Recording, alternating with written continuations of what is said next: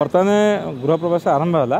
सर्वप्रथम वैदिक रीतिनीति हिंदू सनातन धर्म गृह प्रवेश समय गोमाता को पूजा करा जाए। आज सर्वप्रथम दुईट गोमाता को प्रवेश कर गृह प्रवेश चली बर्तमान गृह प्रवेश पूजा चली। सर्वप्रथम मुख्यमंत्री और शास्त्रीक से दुईट गाई गोटे गाई ना हूँ नंदा एवं गोटे नंदिनी ये दुईट गाई जाकर पूजा कले।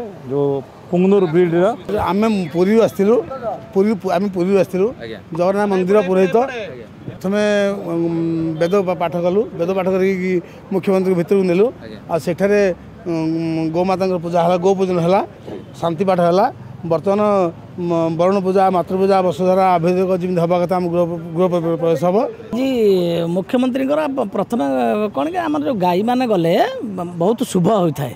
तेणुक आमर छोट छोट गाई जोड़ी आसछंती गाई प्रथम गृह प्रवेश कले। तापर आम 11 जन ब्राह्मण सब आसलु। आम बर्तमान गृह प्रवेश करके गोमाता को आसलु। तापर आज दिन तमाम चलो पूजा अर्चना कले वास्तु शांति रही। से मुख्यमंत्री टी सात्विक लोक 11:47 थी 10:47 थी।